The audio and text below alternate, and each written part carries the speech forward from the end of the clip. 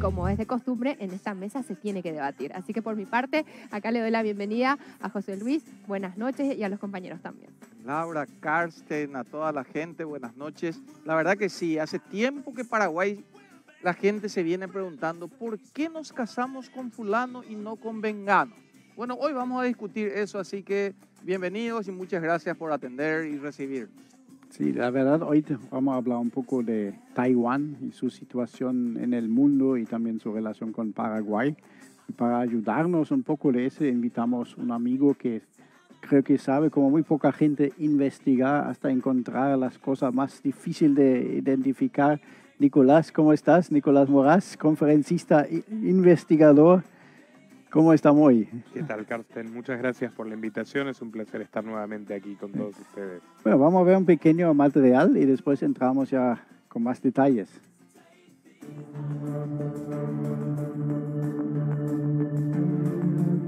Poco después del aterrizaje en Taipei de Nancy Pelosi, la presidenta de la Cámara de Representantes de Estados Unidos, la reacción de China no se hizo esperar. Los que juegan con fuego se quemarán, dijo el Ministerio de Exteriores del gigante asiático. Pelosi, el más alto cargo estadounidense en visitar la isla en 25 años, abandonó el país menos de 24 horas después. Pero las consecuencias perduran. China dijo que considera la visita una seria violación de su soberanía nacional y un desafío a su principio de una sola China. Como primera represalia, el gigante asiático anunció ejercicios militares con fuego real desde este jueves hasta este domingo en las cercanías de Taiwán. El ejército chino, concretamente, ha lanzado misiles balísticos cerca de las islas Matsu, en aguas taiwanesas. Estos ejercicios militares incluyen el cierre del espacio marítimo y aéreo en 6 zonas alrededor de Taiwán.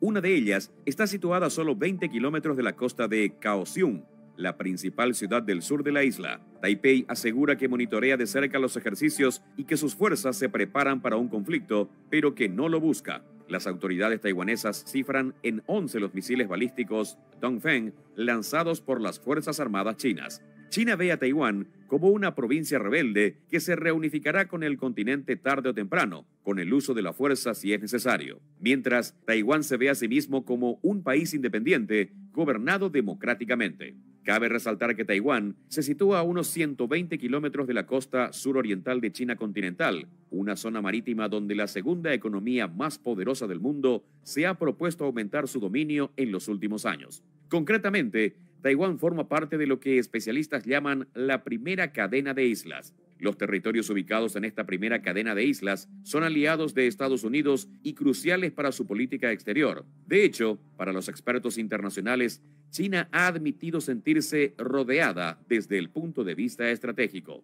Es por ello que el estatus de Taiwán es de suprema importancia geopolítica tanto para Occidente como para China. Una tensión creciente en estos días mantiene al mundo entero expectante de lo que podría ocurrir, teniendo en cuenta que China está intentando reunir a la isla que considera rebelde para reconquistar todo el poder que ahora se concentra en Taiwán y que afecta directamente al occidente. Probablemente ni Biden ni Xi están interesados en un conflicto que podría traer grandes perjuicios económicos a sus países. Sin embargo, el presidente de China comunista ya se encuentra tomando medidas bélicas y comerciales que traen consigo grandes interrogantes de lo que podría pasar en el mundo entero.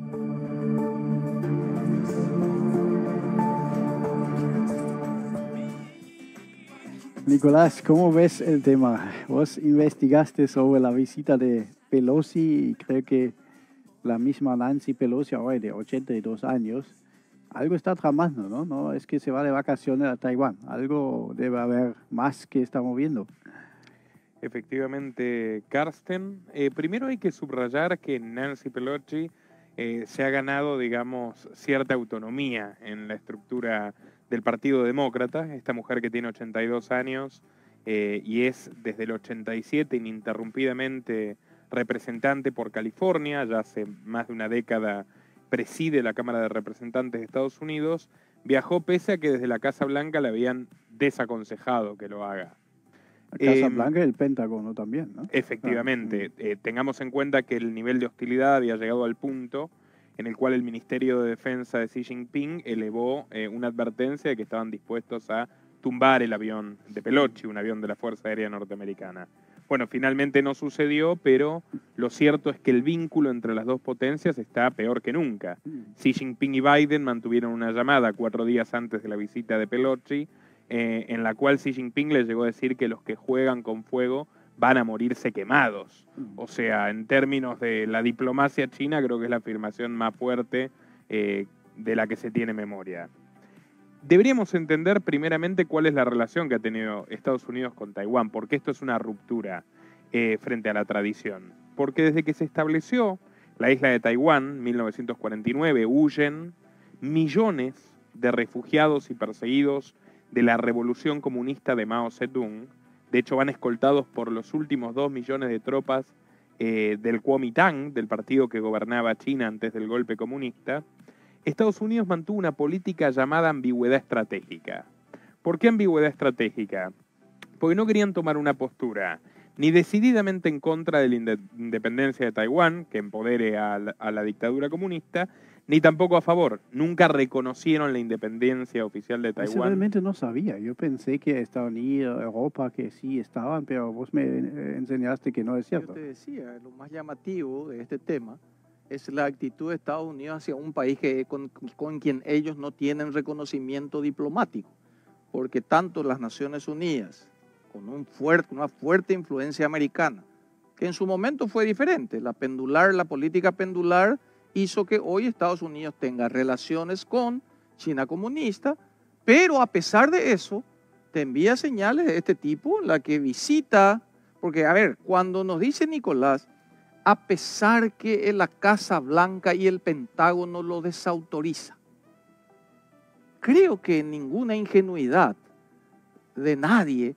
podría suponerse que alguien con la experiencia política no haya tenido por debajo de la mesa el guiño cómplice de ir igual.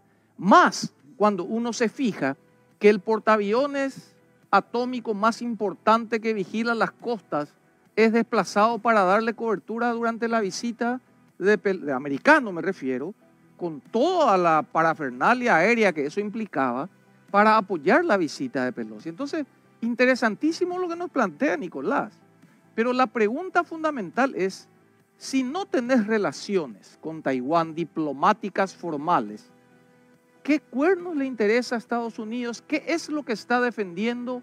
Por eso esta actitud desafiante. ¿Cuál es tu lectura, Nicolás? Bueno, hay que tener en cuenta que la situación del gobierno de Estados Unidos es bastante frágil.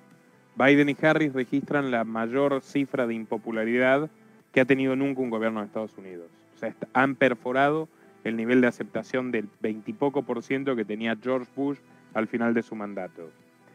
Hay elecciones de medio término en noviembre, los republicanos son los favoritos en forma indiscutida, y hay un contexto de crisis económica feroz, con la inflación récord, Carsten bien lo sabe, de los últimos 40 años, que podría, llevarlos a apelar a una vieja práctica de la política norteamericana, que es hacer sonar tambores de guerra cuando hay que rescatar un gobierno en crisis política.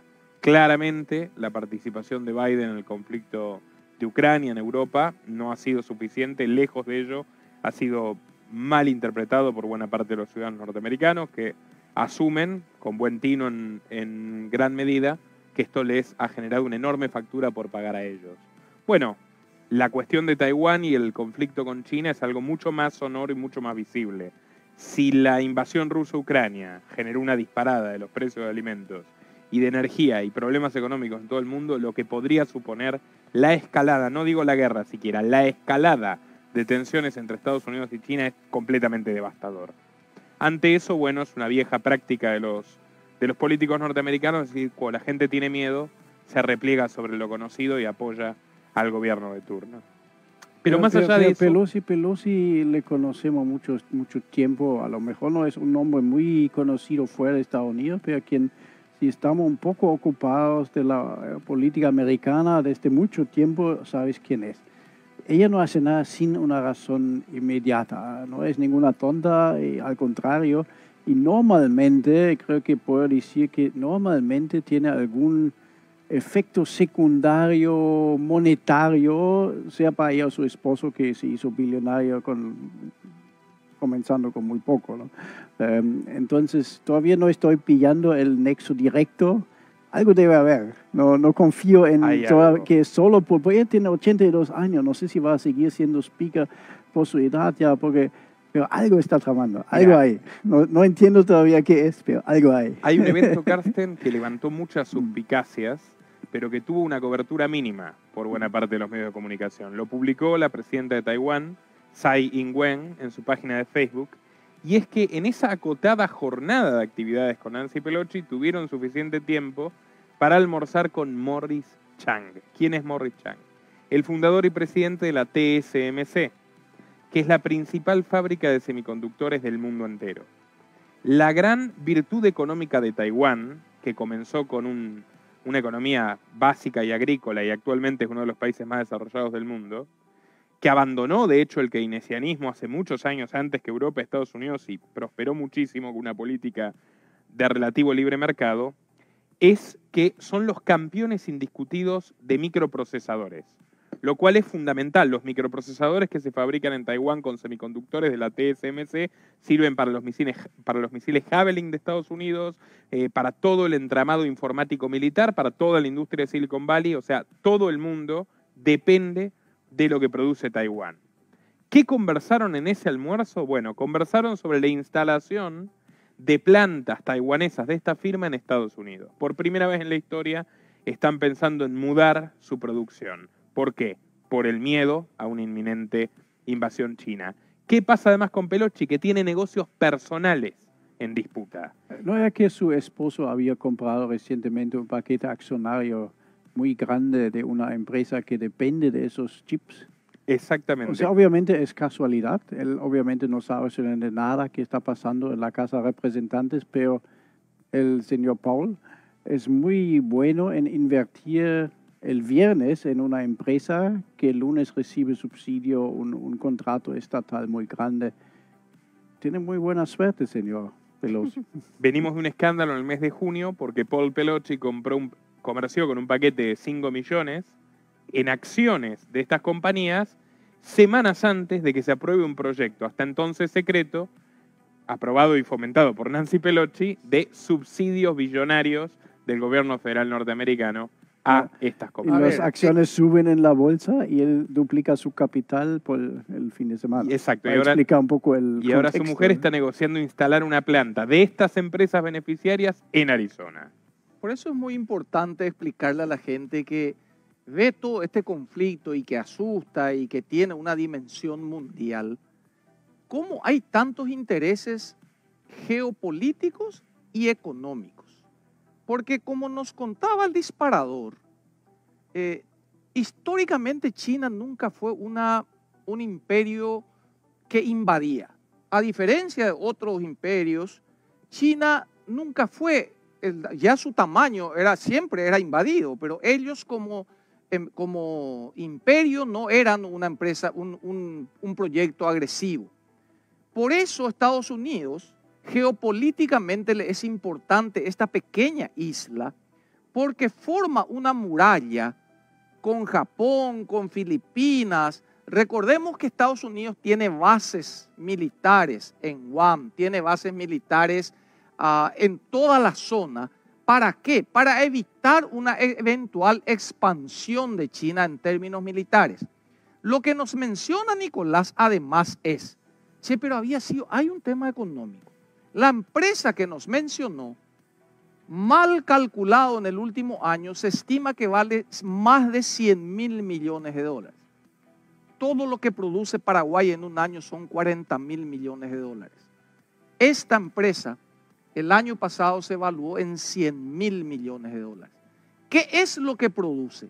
La mayor tecnología en términos de chip de computadoras, que en un supuesto geopolítico y de conflicto, si lo maneja China, va a superar teóricamente la barrera que hoy tiene, que es su limitación tecnológica. Porque a China le reconocen tremendo mercado, tremendo ejército, tremenda potencia económica, pero tecnológicamente todavía lejos de lo que representan las otras grandes economías. Entonces, ¿por qué ese interés particular? Porque no solamente el hecho de una barrera geopolítica y geográfica, sino además el interés económico que subyace a esto. Y volvemos a nuestro viejo dilema de todos los imperios se han comportado siempre seducidos por el poder económico y por el trasfondo económico que ello conlleva. Entonces, yo comparto la estrategia que nos evidencia Nicolás, que dice, siempre que la economía americana o de las potencias están mal, te generan un conflicto bélico a algún lado para distraer el tema. La diferencia es que este enemigo eventual no es para darle un pequeño golpe de cabeza, sino que esto complica enormemente. A tal punto que el simple anuncio de estos sucesos hizo que el Fondo Monetario redujera rápidamente los proyectos de crecimiento, las estimaciones de crecimiento de los 3 motores del mundo. Hay 3 locomotoras económicas en el mundo: China, Estados Unidos y Europa. Por este ruido de tambores, rápidamente el fondo redujo a un crecimiento de 1% de estas economías, lo que va a implicar, según el fondo, que estas economías no van a poder vender muchos bienes ni producir y no van a demandar tanto petróleo. ¿Qué pasó? El petróleo fue de 100 a casi 89 hoy. Entonces, para que se den cuenta todo el vaso comunicante de lo que es un conflicto bélico de este tamaño. Por eso es muy importante dibujar un poco, que la gente entienda que a veces cuando empiezan estos ruidos de tambor en el mundo, si ya tuvimos problemas por lo de Ucrania y Rusia, imagínense lo que esto implicaría en un conflicto más grande. Y justamente esa era la pregunta que yo quería hacer, ¿verdad? La típica pregunta, ¿en qué afecta esto a Paraguay? O sea, lo estamos hablando en esta mesa y vos decís, no sé, cualquier persona que escuchó esto en las redes, obvio, digo, pero esto está muy lejos, esto ¿qué tiene que ver con nosotros? Eso, que se peleen ellos, que entren en guerra, tal nosotros, Paraguay está lejos. O sea, quiero esa típica pregunta que se hace en el común de alguien en la calle. En medio de todo este escenario, ayer el presidente de la República tuitea el incondicional apoyo de Paraguay a Taiwán.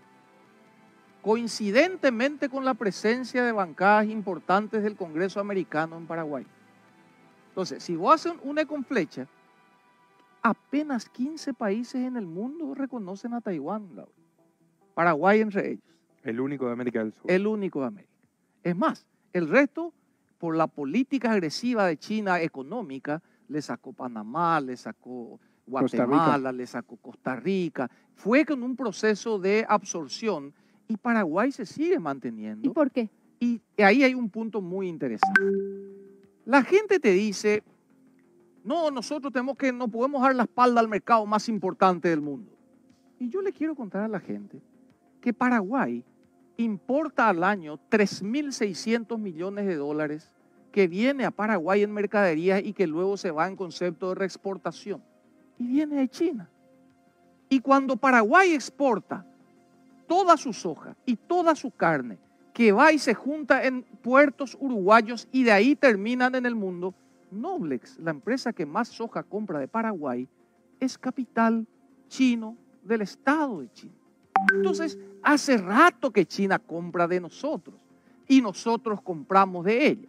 Si nosotros caemos en la seducción de decir que estamos fuera del mercado chino, es una utopía. Nuestros productos hace años comercializamos con ellos. Nuestra es una decisión política. Primero, porque alguna vez vamos a dedicar un programa, y ojalá esté con nosotros Nicolás, que nos cuente cómo le fue a los países que se fueron y se asociaron a China y que eran pequeñitos y cómo terminaron fagocitados rápidamente por el tamaño de una economía como la China. Y nuestro apoyo de Paraguay, o sea, hacia Taiwán, ¿en qué nos favorece? Bueno. A la vuelta de la pausa. Enseguida volvemos.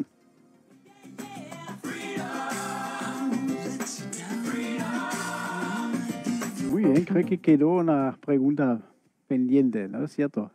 Sí, a ver. Respecto al apoyo de Paraguay a Taiwán, hay que tener en cuenta que China no es en términos diplomáticos tan tiránica, si se quiere, como otras potencias. O sea, China no penaliza a los países con los que comercia de acuerdo a las posturas que tenga, por ejemplo, en las Naciones Unidas, a diferencia de como, por ejemplo, sí lo puede hacer los Estados Unidos.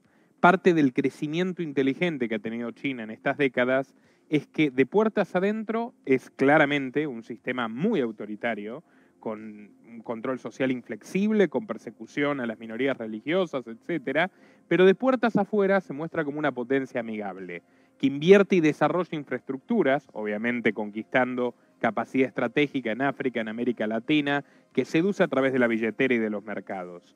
Y esto le ha dado una posición de privilegio muy significativa en el tablero internacional. Tengamos en cuenta que el principal acreedor de Estados Unidos es China. China es el mayor tenedor de bonos del Tesoro de los Estados Unidos. Por eso un eventual conflicto podría ser devastador, definitivamente devastador para el dólar, que no está pasando su mejor momento, y consiguientemente para todos los países del mundo que tienen respaldo de sus respectivas divisas en dólares. A eso se le añade el factor de que la debilidad de Rusia en cuanto a las sanciones que está atravesando, el momento bélico, ha recaído a Putin en las manos de Xi Jinping. O sea, hoy Putin es más dependiente que nunca de Xi Jinping. Y esto significa que el ejército chino, que es el que más ha crecido en inversión y numéricamente en estos últimos años, puede acercarse un poco más a la competitividad militar del norteamericano si se le suma, por ejemplo, el arsenal nuclear ruso. Es una situación de paridad de fuerzas que no se había visto en los últimos años. Y lo más interesante de esto, la paradoja de todo esto, como bien nos comentaban, lo que significa la complejidad de los intereses que hay en la geopolítica, es que la situación que hoy vemos en China, el poderío chino, se debe a una política de Estado norteamericana. Se debe a la denominada Operación Marco Polo, por la cual el entonces secretario de Estado, Henry Kissinger, viaja en 1971 a China, establece un puente diplomático con un país que hasta entonces era un inmenso páramo rural muy pobre, para debilitar a la Unión Soviética. Luego viene Nixon en el 72 y luego una gran delegación empresaria encabezada por los Rockefeller, muy vinculados a Kissinger, en el año 73. A partir de ahí comienzan las reformas de Deng Xiaoping, y China protagoniza un crecimiento estelar hasta convertirse en la segunda potencia mundial, algo que el propio Kissinger buscaba. Decía que un escenario de pacificación o de orden mundial óptimo era una doctrina de G2, un polo en Washington, el otro en Pekín, y desaparecer a la Unión Soviética, haciendo crecer a su principal rival en el mundo comunista, que era China. Por diversas razones, entre los comunistas chinos y rusos había una gran rivalidad. Bueno, pasaron 50 años, Kissinger, fíjense qué interesante, 99 años, le gana a todos, y sigue activo, vivo, está escribiendo libros de inteligencia artificial, es consultor de Xi Jinping, es consultor de Biden y es consultor de Putin. El mundo ha tomado exactamente la forma que él previó en los años 70, y sin embargo estamos más lejos que nunca de llegar a una armonía de las relaciones internacionales. Por el contrario, estamos en un récord de conflictividad. Pero ¿por qué Paraguay apoya a Taiwán? ¿Por qué ese apoyo? ¿Por qué no sirve de repente a Paraguay? ¿Por qué el presidente dijo nuestro total apoyo a Taiwán? Hay una comunidad taiwanesa importante. Yo mismo he visitado muchos de los campos de orquídeas que hay en Alto Paraná de los taiwaneses. Hay una relación de reciprocidad diplomática bastante antigua. Y por otro lado también, como bien decía aquí el compañero, no es algo que no esté amparado por Estados Unidos. O sea, dentro de los actores vinculados a Estados Unidos, Paraguay es un país que tiene una relación óptima con los Estados Unidos, dentro de todo en el entramado regional. Conviene que haya algunos que le den un apoyo más explícito a Taiwán, porque si no estaría completamente solo.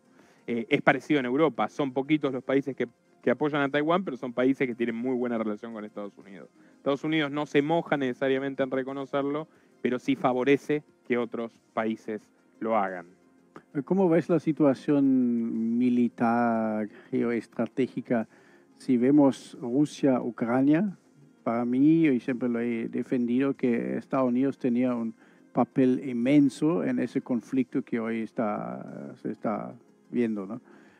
Sin embargo, se ve también que Estados Unidos hace todo para no entrar en un conflicto directo con Rusia, que sería devastador para ambos lados.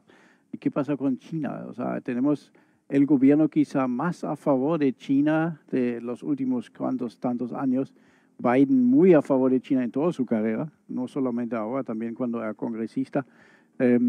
¿Sería la ventana óptima para invadir China a Taiwán ahora? ¿Quién le va a defender a Taiwán? ¿Los Estados Unidos no van a entrar en un conflicto bélico directo con China, como evitaron también entrar en un conflicto directo con Rusia. Sí, indirectamente, pero no directamente. ¿Cómo ves la situación? ¿China va a invadir? Yo sería cauteloso en ese sentido, Carsten, porque si China invade y Estados Unidos no hace nada, significa jubilarse definitivamente del rol de hiperpotencia. Y es algo que no están dispuestos a hacer muchos intereses de lo que se llama Estado profundo, es decir, de aquellos que permanecen en agencias de inteligencia y centros de poder más allá de los gobiernos. Pelosi, por ejemplo, tiene un historial de 25 años a favor del lobby taiwanés en Estados Unidos, que lo lideraba un republicano, Bob Dole, que llegó a ser candidato a presidente. Pero Pelosi ha tenido una postura clara anti-China. Por ejemplo, en el Partido Demócrata puedes ver dos polos. Uno, Biden, muy favorable, y otro, Pelosi, muy escéptico. Hay la anécdota que Trump dijo que Pelosi le convenció de esta anti-China, ¿verdad? Exactamente, cuando Trump era donante de los demócratas, antes del año 2009, tuvo una reunión en la Fundación Clinton y Pelosi tenía un discurso tan convincente sobre frenar o boicotear el crecimiento chino por la supervivencia norteamericana, que él dice, no sé por qué ahora, ya siendo presidente y republicano, no sé por qué tanto me critica Pelosi si ella fue la que me dio estas ideas sobre China. Y bueno, el punto es, Carsten, el propio Biden llegó a decir hace algunos meses que en el caso de que China invadiera Taiwán, Estados Unidos no se iba a quedar de brazos cruzados. Pero creo que 5 minutos después, sus cuidadores le dijeron, no, él no quiso decir eso, él no sabe de qué habla, porque ¿qué pasa? Un conflicto directo entre esos superpoderes sería un desastre total. Para ambos lados, no creo que alguien pueda ganar. Carsten, eso. Cuando uno analiza el grado de virulencia de las declaraciones de China acerca de la eventual visita de Pelosi a Taiwán, más que lo que amenazaron, era probablemente difícil de dimensionar. Sí. Primera cuestión. Segunda cuestión. ¿Por qué Taiwán sí y Hong Kong no? ¿Hace cuánto viene China con el mismo discurso de absorción de Hong Kong? De que finalmente lo que está demostrando China es una estabilidad emocional bastante interesante para posicionarse como potencia, porque si bien tiene hoy mirábamos unas placas acerca del potencial militar de lo que es Taiwán y de lo que es China, y te da la sensación que una decisión de invadir es esto y se acaba. Por más, que se pueda resistir, todo. Sin embargo, a pesar de toda la pirotecnia que hicieron ante la amenaza del aterrizaje, no pasó de eso. Y la idea de mantener los puentes, seguir tendiendo, y como nos instala Nicolás, ojo que Estados Unidos, a pesar de que alguien puede tildar de un liderazgo más conservador y menos agresivo el del presidente Biden, no puede perder su rol de potencia mundial. Y dejar que esto ocurra sin una presencia muy fuerte de ellos, para mí es impensable. De hecho, que la presencia del aterrizaje de Pelosi, el apoyo del Pentágono con todo el desplazamiento de fuerzas para acompañar, significa que Estados Unidos te está dando una señal. Por eso, también yo, guardando las distancias, recalcaba que rápidamente el presidente de Paraguay sale con un manifiesto muy pro Estados Unidos y muy pro Taiwán. Evidentemente hay un denominador común que implica, chicos, vamos a estar tranquilos ahora, ya hay suficiente lío en el mundo como para que nosotros metamos un ruido más. Así que va a ser interesante hacer el seguimiento de lo que se viene, pero yo leo como un apoyo la presencia de Pelosi en Taiwán, sin duda. ¿Y la economía china cómo está actualmente? ¿Golpeada? La única que ganó en la época de COVID es la economía de China, que subió así. Por eso nunca se calmaron los rumores que hasta podría haber sido a propósito. La economía china le va tan mal que va a crecer apenas 5%. Imagínate. ¿Pero por qué? Porque venía creciendo en un promedio de 9%. ¿Ok?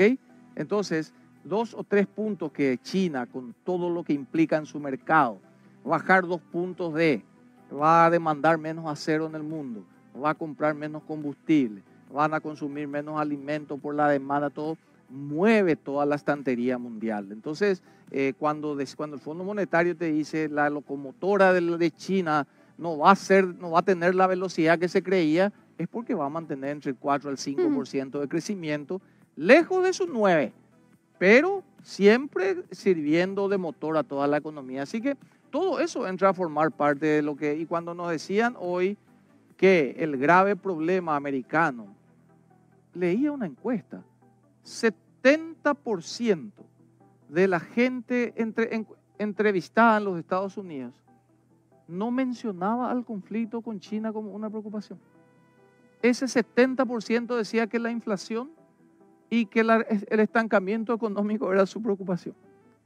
La gente vota por el bolsillo y estamos en una situación tal que se vienen las elecciones de medio término. Tradicionalmente los americanos se enfocan más en sí mismos. Alemania es lo contrario. En Alemania hablan más de otros países que de su propio país, ¿no? En el Estado mucha gente no tiene pasaporte porque no tiene la más mínima intención de salir de su país, no le interesa. No tiene la más mínima intención de aprender otro idioma, o dice, yo hablo inglés, ¿qué más quieres? ¿No? Entonces, ese de lo que pasa ahí, lo que pasa ahí, no tiene la importancia que quizá tiene para nosotros en otro.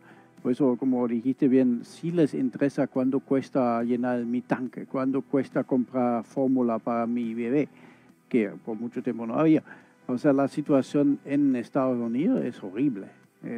Y si adaptas el CPI, la canasta básica para calcular la inflación, y usas la misma fórmula de Carter, hoy Biden es el peor presidente de la historia, lejos. Y lo único que se está sonriendo bien grande es Jimmy Carter, que dice, finalmente pudo salir del pozo. Ahora soy el penúltimo nomás, ¿no? Que por lo menos es buena persona. Pero el gobierno de Biden, inclusive los propios demócratas ya están dudando si esa fue la mejor jugada. Y tenés una Harris que nadie quiere, que la única razón por que Biden no renuncia, porque no le permiten, porque no sube Harris. O sea, es la peor situación. Por eso estaba pensando también, si China quiere hacer una jugada, este es el momento. No pueden esperar que vuelvan los republicanos. ¿Qué es lo que hizo Putin? O sea, exactamente, ¿por qué Putin decidió actuar ahora y no en los 8 años anteriores entre la anexión de Crimea y lo que sucedió actualmente? ¿Por qué ahora? Porque ve a Estados Unidos en una posición de fragilidad. Agreguemos con la cuestión china que hay un cepo adicional de movimientos para los demócratas, que es, por ejemplo, ¿quiénes aportaron para la campaña de Biden y de Kamala Harris? Las grandes compañías tecnológicas. No solo aportaron, se metieron en la campaña, tomaron una postura decisiva censurando al rival. Uno después puede valorar si está bien o está mal, en mi caso censurar siempre está mal, pero independientemente de la valoración, tomaron partido por los demócratas, un partido decisivo. Y son hoy el corazón de la economía de Estados Unidos. Pues Estados Unidos ya no exporta nada que no sea informática, tecnología, bienes no tangibles. Ahora, estas compañías, ¿dónde producen? ¿Dónde produce Apple? En China. ¿Dónde tiene su principal centro de investigaciones Microsoft? En Asia, en China. Microsoft Research Asia. Y así podemos subir, digamos, extender la lista y uno se preguntará, ¿esos capitales por quién van a tomar partido?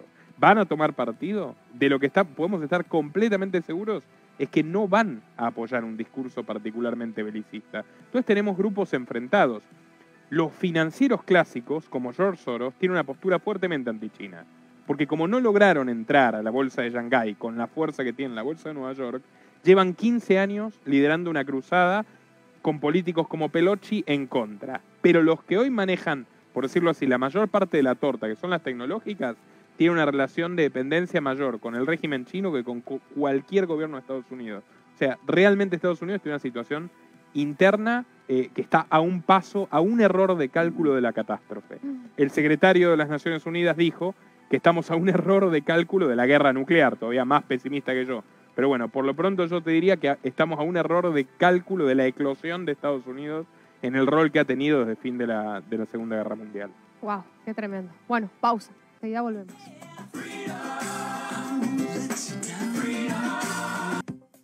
Muy bien, entonces, ¿cuál es nuestra conclusión de esa visita tan llamativa? Y creo que la última persona de alto rango fue Newt Gingrich, también speaker en su momento, o sea, presidente del Congreso. Esa fue la última visita de alguien de ese rango, ¿no? Y ahora de repente, de la nada, Nancy decide irse a Taiwán, ¿no? Ya, muy llamativo, no sé. No, yo creo que es una instancia decisiva esta en términos geopolíticos e históricos para la humanidad.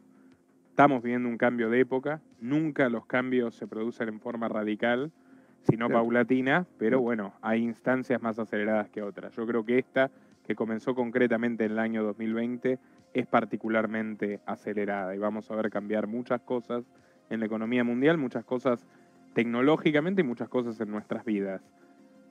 Esperemos que prime el interés mutuo, la interdependencia comercial que hay aún entre Estados Unidos y China, que prime la cordura y que, bueno, haya tensiones que no lleguen a lo peor. Pero bueno, para cerrar, Carsten, vale comentar que el general Milley, que es el oficial de máximo rango que hubo en la región Asia-Pacífico, ha salido a comunicar en público que las fuerzas chinas se están moviendo de forma cada vez más hostil alrededor de las Islas Salomón, esto es de las últimas horas, y de distintos dominios estadounidenses y bases militares estadounidenses que, como bien nos indicó el compañero, están hace décadas allí.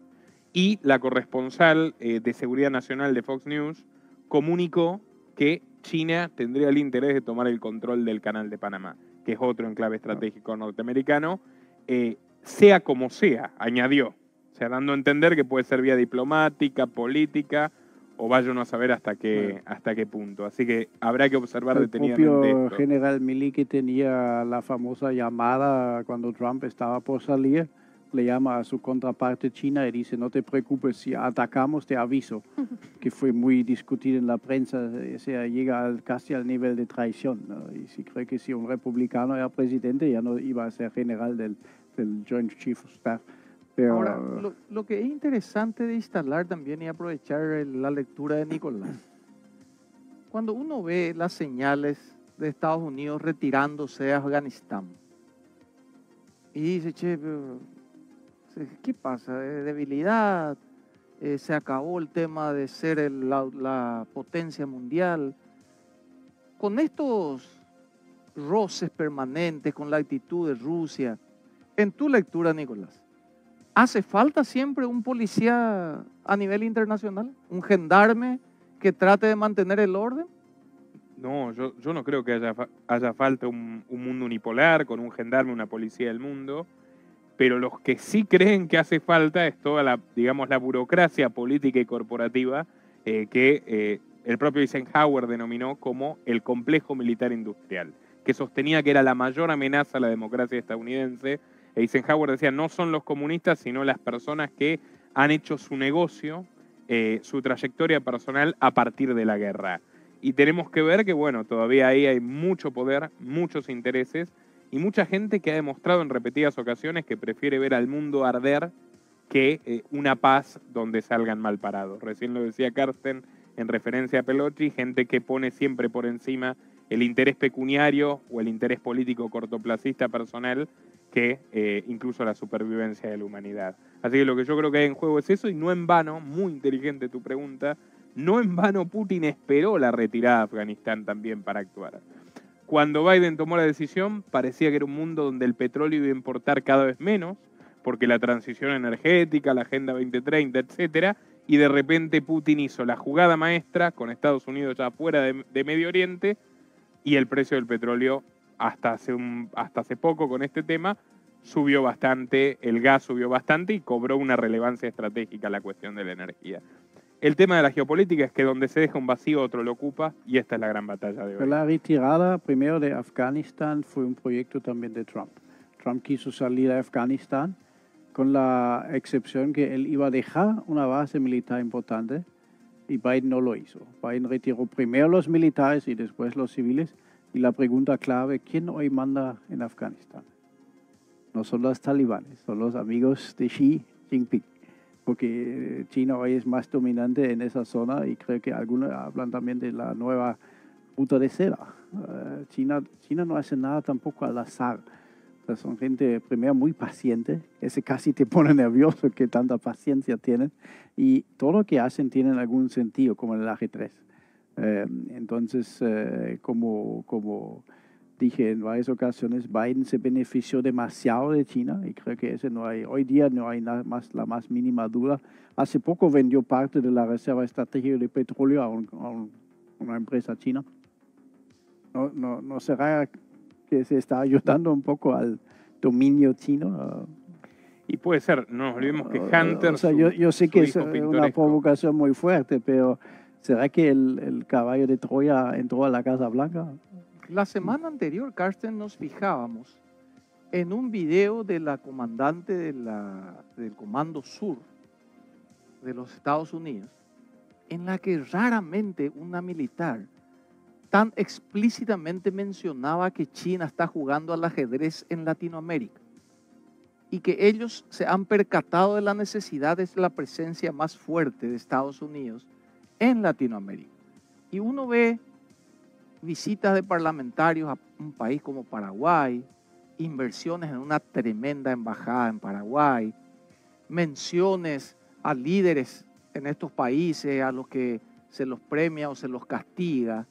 Y ahora lo que más me llamó la atención es en el mensaje del presidente chino, Estados Unidos está violando nuestra soberanía al aterrizar en Taiwán.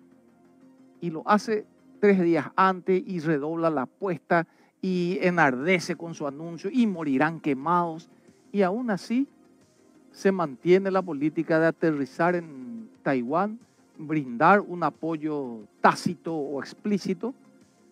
Y hoy todo el mundo a la espera de lo que realmente ocurra. O sea que evidentemente hay hilos muy fuertes que están manejando los juegos internacionales. Y lo que todos tenemos que hacer es hacer votos porque esto termine normalizándose. ¿Por qué? Porque la pandemia de salud, como ocurrió en 1920 con la gripe española, como ocurrió con la gran recesión de los años 30, toda pandemia de salud termina luego en una tremenda pandemia económica mundial, que es lo que todos estamos viviendo hoy. Y si a eso le sumamos tambores de guerra, pues los nubarrones que se ciernen sobre el mundo en general y Latinoamérica en particular no son muy auspiciosos. Así que eso es muy importante de tener en cuenta, que ojalá se termine de pacificar esto, porque necesitamos que las economías terminen de arrancar, porque de lo contrario, los niveles de pobreza que estamos teniendo hoy en Latinoamérica van a ser tremendamente importantes. ¿Pero acaso no hay gente que está muy interesada en que haya más pobreza, más caos? Hay gente que gana mucha plata con el caos y con la pobreza. Y hay gente que gana mucha plata con las guerras también. Claro. Hay gente que ganaron ahora en Ucrania 300, 400%. Las ventas de drones a Ucrania, hoy Armas. La lista es larga, así que 400.000 millones de dólares de reserva tiene Taiwán como para eventualmente echar mano y comprar armas para defenderse y aguantar. para mí es lo mismo que Ucrania. Taiwán puede comprar las armas que quiere. Yo creo que contra China solo no tiene chance. Creo que hay que ser muy sincero. Si no tienen un aliado que le ayuda, muy difícil. Y a ver si producción, ¿Y quién podría a ser ver el si aliado? producción nos ayuda y nos muestra en la lámina la capacidad de China y de Taiwán en términos armamentísticos, como para ver qué posibilidades certeras tenemos de aguantar. A ver si tenemos la placa ahí. Y vamos a ver, pero en Ucrania es lo mismo. Alemania le vende ahora armas a Ucrania, pero creo que su ejército se bajó a 30.000 soldados. Sí. Y por cada mes pierden 7, 8, 9 mil, sea por lesión o por muerte, como pasa en la guerra, mientras Rusia creo que tiene una reserva enorme. Y con Taiwán y China, yo no sé si cuánto tiempo pueden realmente aguantar. A ver. Ahí está. Ahí tenemos. Acá en la pantalla más.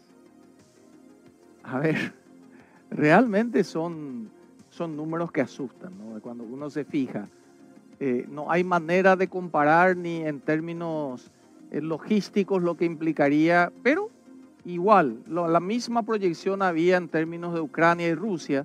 Nos decían que no duraría más de 70 días, 80 días la invasión y terminaría esto.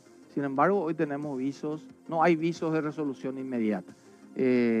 Evidentemente hay una diferencia muy grande, pero la postura de Estados Unidos es la que va a terminar definiendo y ojalá esto se resuelva rápidamente, porque si es una cuestión económica nomás, yo lo veo como lo tiene a Hong Kong. Lo tiene hace años, conversando, apretando, sacando lo que le interesa y de alguna manera manteniendo el status quo para evitar algún tipo de conflicto internacional. Lo doloroso de todo esto es que interés común, no. Interés económico, sí. Y nosotros estamos así mirando a ver qué pasa, sin poder hacer nada. Pausa y ya volvemos. Hemos llegado al final del programa, un programa espectacular. Espero que en tu casa también te haya volado la cabeza entendiendo todo esto que está pasando y cómo nosotros somos parte también. Así que qué interesante es seguir aprendiendo y, como siempre digo, escuchando, observando y siendo parte de esto, ¿verdad? Que tiene que ver con nuestro país, con el mundo y lo que está aconteciendo en este programa Libres para Elegir. Quiero agradecer a las empresas que me ponen linda cada domingo. Gracias a Saks por vestirme tan elegantemente. Gracias a Maison Me por cuidarme el cabello. Y al profe Arturo Bavera por el make-up. Muchísimas gracias, compañeros. Gracias al invitado también. Por mi parte, buenas noches. Hasta el próximo domingo. Los tambores de guerra no convienen a nadie, menos a países pequeños como nosotros en términos de ser tomadores de precio. Nuestras relaciones internacionales nos condicionan mucho. Los mercados para los cuales Paraguay venden se ven muy afectados. Así que hacemos votos porque ojalá se vuelva a la racionalidad, se vuelva a la estabilidad, porque el gran enemigo en el mundo, también en Estados Unidos, es la economía de la gente que hoy está muy resentida. Feliz resto de jornada para todos.